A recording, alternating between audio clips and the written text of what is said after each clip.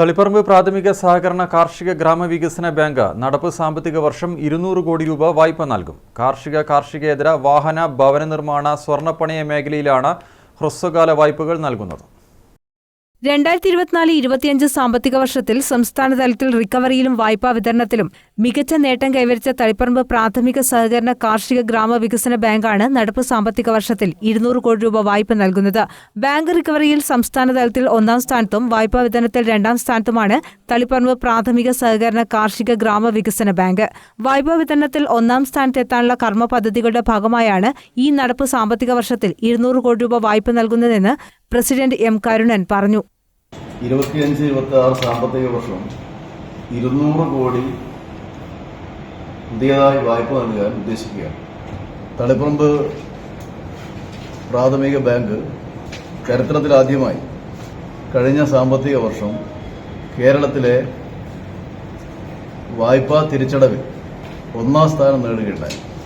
Recovery 87.5% എന്ന് പറഞ്ഞാൽ കേവലം 12.5% കഴിഞ്ഞ സാമ്പത്തിക വർഷം കുടിശ്ശികയായിട്ടുള്ളത്. 77 പ്രാഥമിക സഹകരണ കാർഷിക വികസന ബാങ്കാണ് കേരളത്തിലുള്ളത്.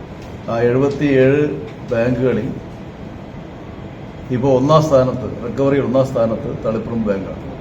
അതുപോലെ തന്നെ വായ്പാ വിതരണത്തിൽ കേരളത്തിൽ 2ാം സ്ഥാനവും നേടാൻ തളിപ്പറമ്പ് ബാങ്കിന് കഴിഞ്ഞിട്ടുണ്ട്.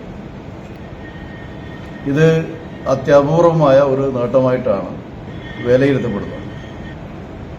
ഈ നേട്ടത്തോടൊപ്പം ഗവൺമെന്റ് പ്രഖ്യാപിച്ചതും ഗവൺമെന്റിന്റെ വിവിധ വകുപ്പുകളും സഹകരണ വകുപ്പുമൊക്കെ പ്രഖ്യാപിക്കുന്ന സഹകരണ മേഖലയിലൂടെ നടപ്പിലാക്കുന്ന വിവിധ പദ്ധതികൾ നല്ല നിലയിൽ ഏറ്റെടുക്കാൻ ഈ ഘട്ടത്തിൽ ബാങ്കിന് കഴിഞ്ഞു.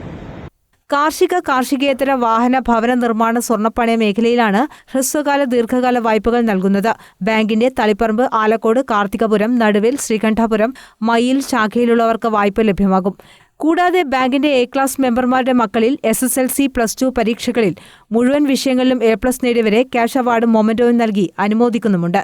മാർക്ക് ലിസ്റ്റിന്റെയും ആധാർ കാർഡിന്റെയും സ്വയം സാക്ഷ്യപ്പെടുത്തിയ പകർപ്പുകൾ, ഫോട്ടോ, മൊബൈൽ നമ്പർ ഉൾപ്പെടെ രക്ഷിതാവിന്റെ അപേക്ഷയോടൊപ്പം 15 വൈകിട്ട് 5 മണിക്ക് മുമ്പായി ബാങ്കിന്റെ ഹെഡ് ഓഫീസിലോ ശാഖകളിലോ എത്തിക്കണമെന്നും അദ്ദേഹം പറഞ്ഞു. തളിപ്പറമ്പിൽ നടന്ന വാർത്താസമ്മേളനത്തിൽ സെക്രട്ടറി M സുരേശൻ, ഡയറക്ടർമാരായ N Anilkumar, VV Kannan, MM Raveendran എന്നിവർ പങ്കെടുത്തു.